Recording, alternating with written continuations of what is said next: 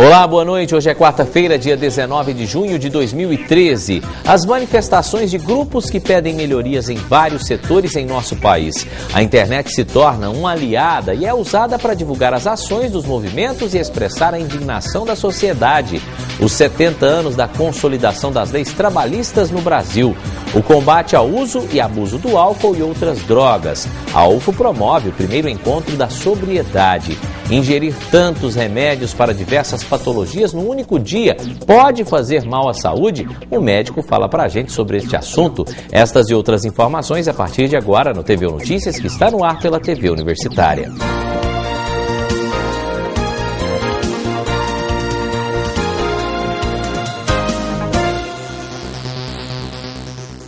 A Carreta da Saúde do Serviço Social do Comércio, SESC, está em Uberlândia. O veículo itinerante, que realiza exames de visão e de ultrassom de graça, vai atender pacientes dos municípios ligados à ANVAP até a próxima sexta-feira. Estacionada na Praça São Francisco, em frente à Igreja São Francisco de Assis, no bairro Tubalina, a Carreta da Saúde chama a atenção de quem passa pelo local. Adaptada com 2 consultórios médicos e um laboratório, oferece consultas e exames de oftalmologia e de ultrassom. É importante salientar que o projeto ele acontece em parceria com sindicatos do comércio local, de cada cidade, com as prefeituras também, as secretarias de saúde. Então, são serviços gratuitos que são direcionados também pela Secretaria de Saúde, que identifica essa demanda reprimida, e aí a gente entra para desafogar esse serviço. O veículo itinerante percorre todo o estado. Em Uberlândia, vai atender até sexta-feira pacientes das cidades ligadas à ANVAP. Daniela é de Tupaciguara e está com problemas de visão. Acompanhada pela tia, a menina está na fila de espera da rede pública de saúde há quase 2 anos e conseguiu a consulta agora com a chegada da carreta. Quando eu vejo televisão, quando eu leio livro, quando eu olho as letras no quadro da escola, minha vista dói. A gente tem que ficar esperando muito, Aí agora com essa carreta parece que vai ficar melhor, Os serviços de saúde disponíveis são 300 consultas e exames oftalmológicos, entre eles acuidade visual, pressão ocular, refração ou exame de grau e fundoscopia, o exame do fundo dos olhos que detecta a catarata ou glaucoma. 300 oficinas de saúde bucal, 300 exames de ultrassom divididos em 7 tipos. Além das consultas e exames de oftalmologia e de ultrassom, os pacientes também têm acesso a testes de glicemia e aferição de pressão. Qualquer problema encontrado é encaminhado para o programa de saúde da família, da cidade onde a pessoa mora. As principais características da carreta é romper com essa demanda reprimida que existe nos municípios, Existe uma fila muito longa de espera aí, em várias especialidades. No caso aqui nós temos a oftalmologia. Então a carreta, quando chega, é para desafogar mesmo essas consultas que estão no sistema público de saúde. Darliane está grávida. Mãe, pela 2ª vez, toma todos os cuidados para não ter problemas nessa gestação. Fez o pré-natal na Carreta da Saúde. Formadinho, agora é só crescer mesmo. Está formadinho. No próximo dia 26, o mundo celebra o combate ao uso e abuso do álcool e outras drogas.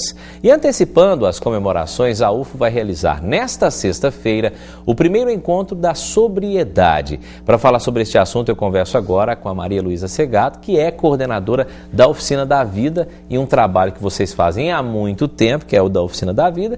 E, na verdade, vocês resolveram este ano fazer uma coisa diferente, Maria Luísa? Antecipar um pouco, valorizando as pessoas que conseguiram, através do trabalho de vocês, se livrar deste problema do uso e abuso do álcool e outras drogas, Boa noite. Boa noite. Sim, a Oficina da Vida, desde 1995, vem tratando algumas frentes, entre elas extensão, pesquisa, estudos, mas também tratamento. Resolvemos, então, desta vez, trabalharmos no foco do tratamento a comemoração desse Dia Internacional de Prevenção ao Uso e Abuso de Álcool e Outras Drogas. Sabemos que a semana que vem tem muitas atividades em vários setores e segmentos públicos e privados e não governamentais da cidade de Uberlândia.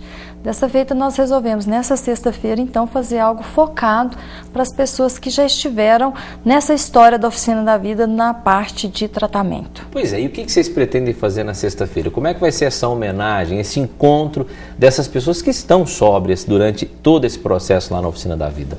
Então, várias intervenções funcionam, não é? Para as pessoas repensarem seu estilo de vida, seus hábitos de uso e abuso de álcool, nicotina, automedicação, redutores de apetite e outras drogas. Uma dessas formas é a informação, a outra é olhar a história do outro. Na sexta-feira, então, será isso. 190 pessoas, ex-usuários de álcool e outras drogas, nesta data serão homenageados porque foram pessoas que cumpriram todo o plano de tratamento da Oficina da Vida e nós os convidamos para retornar e eles estarão, então, conversando com a comunidade, com outras pessoas, como foi ficar de 1 ano a 18 anos, que tem vários perfis de usuários abstinentes de álcool e outras drogas, e encontraram prazer de viver em outras coisas, em outras substâncias que não sejam as psicoativas. Que coisa boa. Então você que está em casa, as pessoas podem participar, né? Sim. Por exemplo, elas podem ver esses relatos, conversar com essas pessoas que passaram por problemas e que com esse trabalho da Oficina da Vida conseguiram sair dessa situação. Fala pra gente então, Maria Luísa, como fazer para participar, onde vai ser, que horas? Nós estamos no bloco da Diretoria de Qualidade de Vida e Saúde do Servidor, a DIRCS, que é o bloco 4E, na Avenida Mato Grosso, 3370, Campos Moarama. Nessa sexta-feira, dia 21 de junho, às 16 horas. É só chegar e entrar e participar, né? Né? E estar ali em contato com o nosso serviço, com o nosso acolhimento, principalmente aquelas pessoas que necessitam de algumas informações. Estaremos então distribuindo material informativo, as pessoas estarão batendo um papo e às 17 horas os 190 homenageados sóbrios estarão participando então do primeiro encontro da sobriedade e serão diplomados e honrados pela sua conduta e pela sua descoberta pessoal. Que coisa boa. Só para terminar, fala para mim o telefone da Oficina da Vida, caso as pessoas se sensibilizem com a nossa entrevista e queiram participar também, fazer um trabalho, sair desse mundo do álcool e das drogas.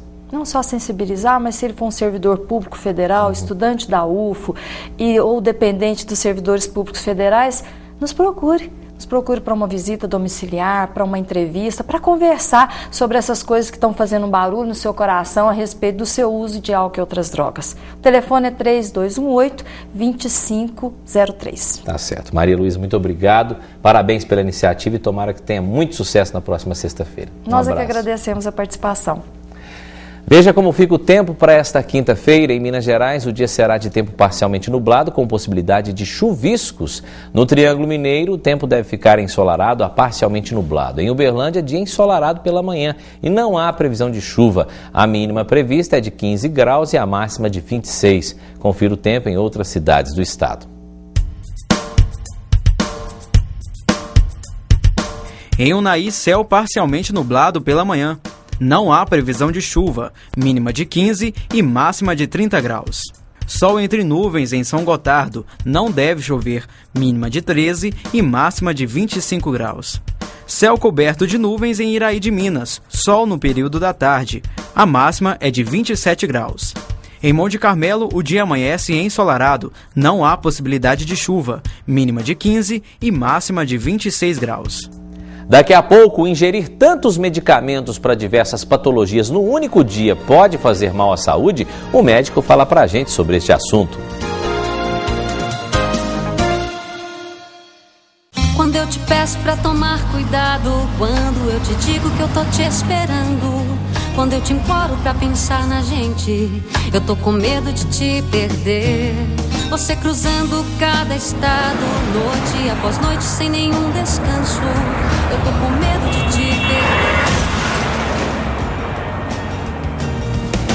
Motorista, álcool e drogas podem fazer da sua viagem um caminho sem volta. Ministério das Cidades, Governo Federal.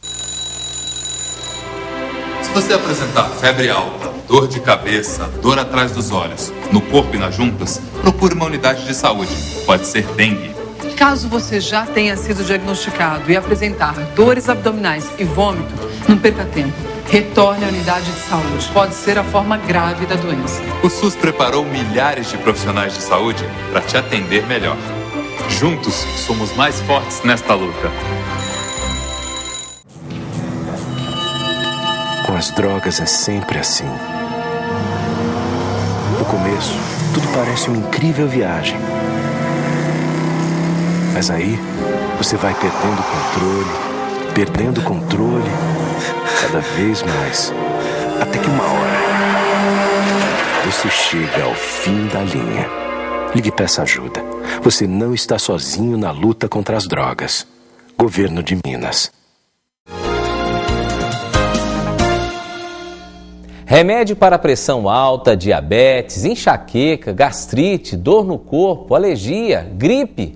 Muitas pessoas tomam diversos medicamentos para tantas patologias de uma única vez. E será que essa ingestão de remédios numa única vez, num único dia, pode fazer mal à nossa saúde? Pois é, sobre esse assunto eu converso agora com o clínico e cardiologista Dr. Rodrigo Penha. Dr. Rodrigo, muito obrigado pela sua presença.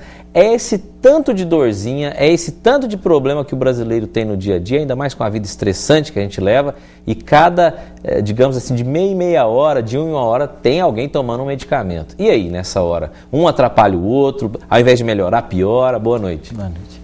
Esse assunto é muito importante e deve ser abordado com seriedade. Remédio não é brinquedo e remédio não deve ser usado com tanta facilidade e com tanta liberdade como os brasileiros usam e automedicam. Aí nós temos um grande problema, que primeiro é o uso da automedicação em grande quantidade e a segunda é totalmente o contrário, é a não aderência à medicação prescrita pelo médico. Então, assim, o professor Gladstone, que ele dava aula na Faculdade de Medicina, ele falava uma frase que não era dele, mas ele sempre repetia. Se a gente jogasse todos os remédios no mar, a gente ia fazer um grande mal aos peixes, mas ia fazer um grande bem à humanidade. Porque, na realidade, o que ele queria dizer com isso? É que o remédio ele tem que ser usado da maneira correta, na hora correta. E realmente acontece, isso é muito frequente. Associação de medicações com princípios ativos diferentes que vão ter interação. Então, o mais importante do paciente, você que está escutando a gente, saber, é educação. Então, primeira coisa, você tem que saber para que você está tomando remédio, quem está te passando. Né? Não é a vizinha que tem que te passar remédio, não é sua mãe, seu filho. O remédio ele tem que ser bem prescrito. Remédio simples, um analgésico, um remédio para tirar a febre, tem que ser usado da maneira adequada, na dose correta e por um período curto. Se precisou de usar anti-inflamatório, remédios de maior prescrição, sem orientação médica, já começa a ficar complicado. E aí você começa, eu já tenho algum uso de alguns medicamentos. Se eu for tomar outros medicamentos por conta própria, eu posso ter associação. Por quê? Muitos desses remédios são metabolizados pelo fígado ou excretados pelo rim. Qualquer alteração que eu tenho, eu posso alterar e isso pode me levar a um grande problema de saúde. Ou seja, você pode ter problemas de fígado, problema de rins e essa questão de ingestão demais de medicamento e um atrapalhando o outro pode até causar problemas sérios e graves. E eu gostaria que você falasse desses problemas. Olha, a morte, por exemplo? Pode, sem dúvida nenhuma, né? Intoxicação. Então a gente tem que imaginar. Então remédio não é brincadeira. Então eu tenho que saber o que eu estou usando, quem me prescreveu, para que e por quanto tempo eu estou usando. E quando vai ao médico, por favor, leve a sua receita de todos os outros médicos, acompanhe, saiba a doença que você tem, o que o remédio causa, o que ele pode dar de efeito colateral e o que fazer se você sentir esse efeito colateral. Procurar um médico, tenha contato com o seu médico para você saber como trabalhar com isso. E não use remédio fora de hora. Então é muito comum, o paciente quer ir numa festa, ele deixa de tomar os remédios da pressão, por exemplo, para poder tomar sua cerveja, seu vinho. Ele faz duas coisas erradas ao mesmo tempo. Porque se ele deixa de tomar o remédio, a pressão sobe. Se ele toma excesso de álcool, a pressão sobe mais ainda. E aí você tem um grande problema. Quer dizer, num caso desse, por exemplo, era melhor tomar o remédio mesmo ingerindo o álcool. Não depois. Pare de tomar remédio. E seja moderado no álcool. Eu não vou fazer uma coisa certa para justificar uma coisa errada. Seja moderado no consumo de álcool e use o remédio na hora certa. Hoje mesmo, no consultório, uma paciente chegou com a pressão altíssima e usando as medicações. Mas o que você fez? Ela me comentou, eu fui no médico, eu estava com a dor no ombro e ele me receitou um anti-inflamatório. Aí eu perguntei, você mostrou que você tem pressão alta e que você tomava esse remédio? Não, eu não falei. E aí aconteceu que o próprio anti-inflamatório eleva a pressão alta. Quer dizer, o remédio ao invés de ajudar, pode até ter ajudado a dor na corda, mas atrapalhou a pressão alta. É, por isso que tem que saber. Então, leve a receita ao seu médico de confiança e o médico de preferência coloque tudo numa mesma receita para que a gente consiga visualizar a interação entre um remédio e outro. E principalmente, remédio ele tem que ser usado na dose correta, na hora correta, nos horários adequado, porque o remédio ele tem um efeito no corpo. Ele tem que ser usado por um período correto. E aí, vai terminar a medicação, é de uso contínuo, antes que ela acabe? Parece uma coisa tão simples, mas isso acontece todos os dias. Antes que a medicação acabe, providencie mais, para que você não interrompa o tratamento. Você está vendo que o organismo está estável, você passa um período sem a medicação e depois volta a usar a medicação. Então, o remédio é uma coisa muito séria, existe pesquisa do Conselho Regional de Medicina que 40% dos nossos pacientes usam medicação da maneira errada, da maneira não prescrita pelo médico. Sai do consultório, tá a medicação, ou porque é caro demais, ou porque dá o efeito colateral, ou porque causa impotência, ou porque o medo de ter causado, ou por algum outro receio, não usa a medicação adequadamente. Converse com o seu médico, explique, tire a dúvida na hora da consulta, para não ter problema maior depois. Tá certo. Doutor, muito obrigado pela presença. O senhor vai voltar daqui uns dias para falar do seu projeto na África, nós vamos falar aqui também no jornal, mas muito obrigado, volte sempre, não suma não. Gosto muito das suas dicas aqui, muito obrigado, doutor. Obrigado, remédio não é brincadeira, use da maneira adequada e consulte sempre seu médico. Muito obrigado. A CLT Consolidação das Leis do Trabalho está completando 70 anos, um marco na garantia dos direitos trabalhistas aqui no Brasil. A CLT ainda é a principal referência para regularizar as relações de trabalho no país. Então confira na nossa reportagem a trajetória desta conquista dos trabalhadores brasileiros. Fim do século XIX, início do século XX. O trabalho escravo já estava proibido no Brasil. O país dava os primeiros passos para deixar de ser uma economia agrícola. As indústrias foram surgindo lentamente. Eram pequenas oficinas, tecelagens, marcenarias. Foi nessa época que surgiram as primeiras normas de proteção ao trabalhador. Em 1907 foi aprovada a sindicalização de todas as profissões. A partir daí, os sindicatos tiveram grande importância na história do trabalho no Brasil. As fábricas funcionavam em condições precárias. Os operários chegavam a trabalhar até 13 horas por dia. Havia uma oferta acentuada de mão de obra para poucos postos de trabalho. O trabalho da mulher e do menor também explorado, numa situação efetivamente degradante, para a dignidade do ser humano e do trabalhador. Em 1930, assume a presidência do Brasil Getúlio Vargas. O político era chamado pelo povo como o pai dos trabalhadores. Em 1932, a Carteira Profissional de Trabalho foi criada. Até hoje, o documento representa a inclusão social de muitos brasileiros. Mas os trabalhadores não queriam apenas o registro do emprego, queriam também uma garantia dos seus direitos. Para atender à pressão dos sindicatos, em 1941 foi criada a Justiça do Trabalho. Carlos foi sindicalista por mais de 28 anos. A gente tinha com o sindicato como maior responsável pelo trabalhador. Tudo que a gente ia fazer, ia no sindicato, era uma coisa fora de série. Mesmo com a criação da Justiça do Trabalho, as leis ainda precisavam ser consolidadas. Quando foi em 42, Getúlio se reuniu com o seu ministro do Trabalho, Alexandre Marcondes Filho, e questionou sobre a possibilidade de se aglutinar num único corpo legislativo toda essa legislação esparsa trabalhista que existia no país. Em 1º de maio de 1943, no estádio de São Januário, no Rio de Janeiro, repleto de trabalhadores, a consolidação das leis trabalhistas, a CLT, foi criada pelo Decreto de Lei 5.452. A fim de defender os interesses mais legítimos do povo e promover as medidas indispensáveis ao bem-estar dos trabalhadores. Os trabalhadores aqui enxergaram logo de imediato que a CLT significava um caminho para eles terem o que reivindicar. A CLT foi criada com 921 artigos. Hoje, as leis trabalhistas vão muito mais além do que foi definido por Getúlio Vargas. Somente em 1988, com a vigente Constituição, é que nós tivemos um rol maior de direitos trabalhistas alçados ao nível constitucional e colocados no artigo 7º, no capítulo dos direitos fundamentais. Há também normas trabalhistas que não estão na CLT. São regras definidas nas convenções coletivas entre patrões e empregados. A negociação coletiva é exatamente o processo através do qual os sindicatos de empregados e empregadores criam, estabelecem essas regras que não são de origem estatal, mas que têm, ou pelo menos deveriam ter, se não têm, o mesmo peso, o mesmo valor das regras estatais. Um dos assuntos tratados na CLT e que mudou muito com o passar dos anos foi a segurança no trabalho. É importante proteger a pessoa do trabalhador. Se a cada dia, ainda hoje no Brasil, mesmo com esses avanços, se a cada dia 50 pessoas nunca mais voltam para trabalhar por dia no Brasil, em torno de 10 por dia por morte, 40 por invalidez total, ainda há um campo enorme de avanço dessa proteção da saúde do trabalhador.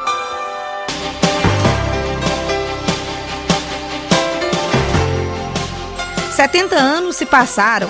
Hoje a grande discussão entre advogados, juízes e trabalhadores é se a CLT continua atual ou se precisa de modificações." Há muita coisa que aconteceu que está a justificar uma revisão da CLT para adaptar aos tempos modernos. E depois do intervalo, a onda de manifestações pelo país e a internet se torna uma grande aliada na hora de protestar. A gente volta depois do intervalo.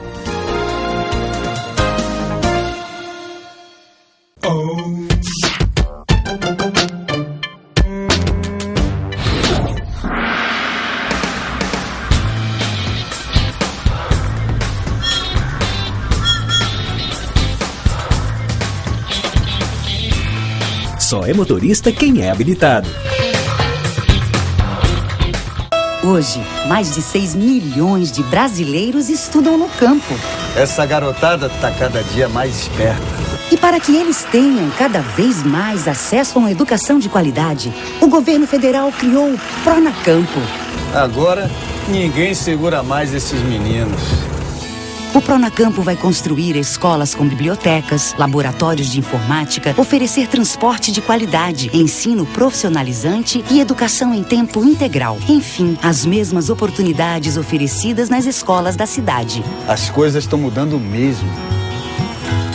Até engarrafamento já tem por aqui, ó. Pronacampo, Programa Nacional de Educação do Campo. As mesmas oportunidades para quem tem os mesmos direitos. Para saber se o seu município já participa deste programa, visite o portal mec.gov.br.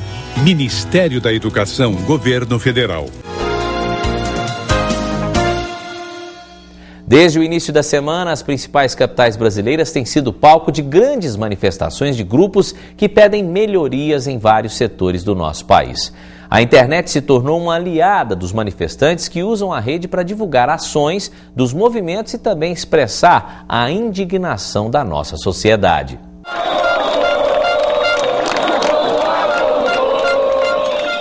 O povo foi para as ruas. São protestos acontecendo por todo o país. Gente reunida com o propósito de reivindicar direitos. As manifestações que acontecem desde o início da semana ganharam as ruas. E também invadiram a rede mundial de computadores.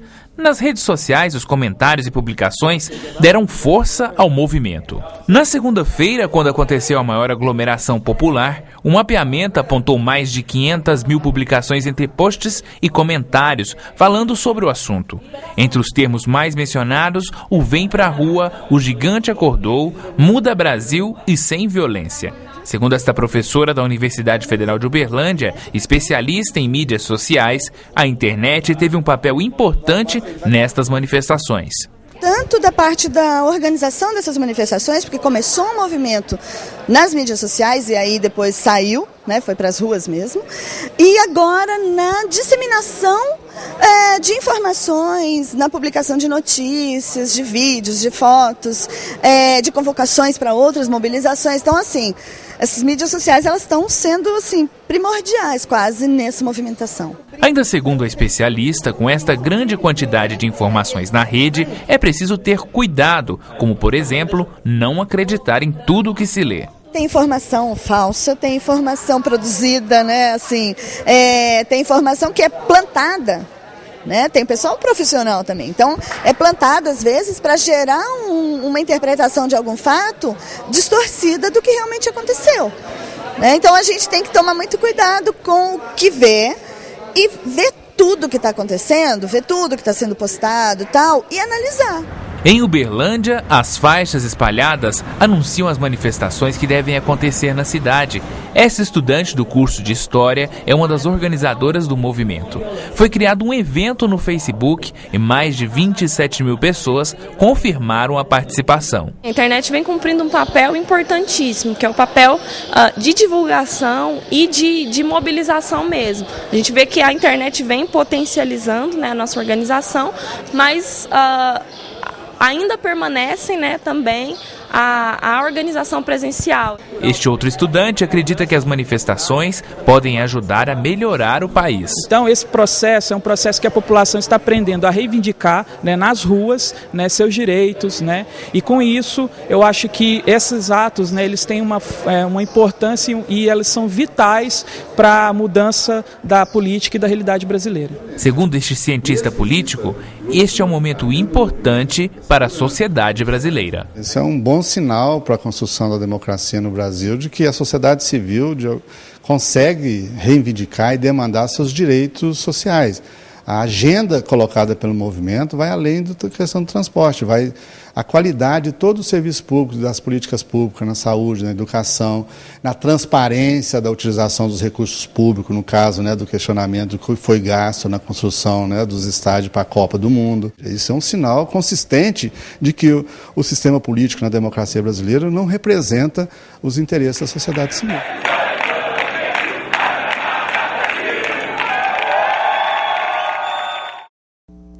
E hoje tem o programa Em Pauta e o tema desta noite é esta onda de protestos que vem acontecendo em todo o Brasil. Quem tem os detalhes é a apresentadora Vanessa Pires. Olá, boa noite. O Brasil passa por um momento de manifestações e protestos. Pelas ruas das capitais, estudantes e trabalhadores pedem melhoria no preço das tarifas de ônibus, melhorias no serviço público e lutam contra a violência. E este é o tema do programa Em Pauta desta semana. Eu converso com o cientista político João Batista Domingues Filho, com o psicólogo Pablo Fernando e também com a estudante Flávia Gabriela. O programa Em Pauta vai ao ar daqui a pouquinho, às 10 horas da noite. E o nosso TV Notícias de hoje fica por aqui. Lembrando, amanhã tem mais para você às 6h30 da noite. Ótima noite a você. A gente se encontra amanhã. Até lá.